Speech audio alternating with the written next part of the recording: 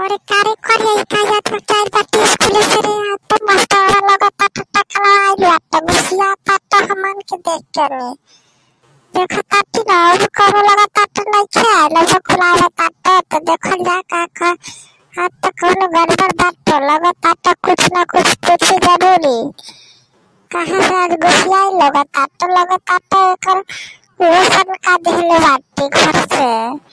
ऐसे देखो ताती ना चल ठीक बात तो करिए जान गईली ना एकर आज रहसान बढ़िया नहीं खेला गत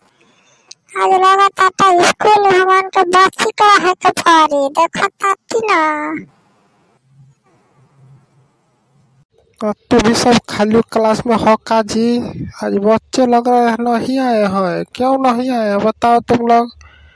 आज तो पढ़ाई होगा जब के तुम लोग एकदम सतर्क रहना पहले से बता देता तू हम लोगन के बाबू। हाँ आज बाबू तू जाने रहता है चल जाने आज तो पढ़ाई हुई बरोबर ये कुल दुलार नहीं पढ़ाई में बाट आज तो कच्ची में लोगन हगे बा हम समझा ताटी चलो आज तो तुहर लोग ले ताटी की यार में ना होता बा बाबू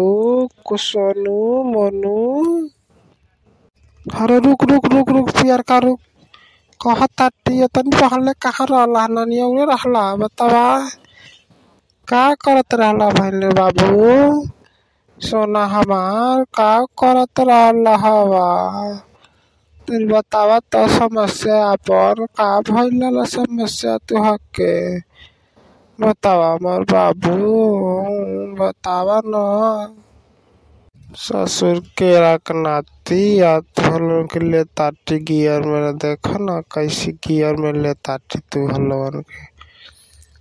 कोई दिन से लोगन हमके परेशान को के रखले रहला ना तो चल बैठ मुँह नहीं खन तक हमार मुँह ताकत रहे चल बैठ पर में जे बैठ बस तब तुरंत के हम गियर में आज ले ताटी पूरे करिए याद तो लगा तात बहुत बढ़िया रोटल आइल बात तो मास्टर वारे देखो ताती ना आज लगा तात हमन के गढ़ी एकदम पक्का बात तो हम पहले बता देता कि देखो का पूछा तात आज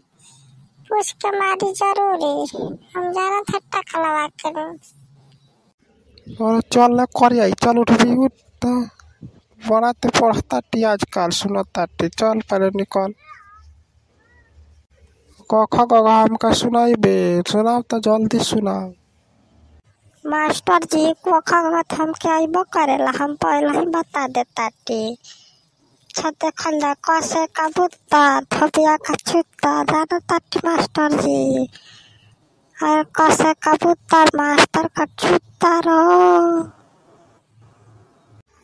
करे करिए ये का कहली है रहते हैं यह कुल पढ़ता टी आजकल घरे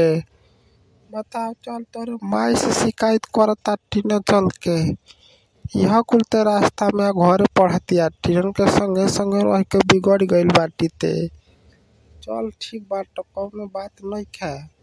हम पहले बता देता टी तो के कौनो दिक्कत नहीं है ना तो चल ठीक बात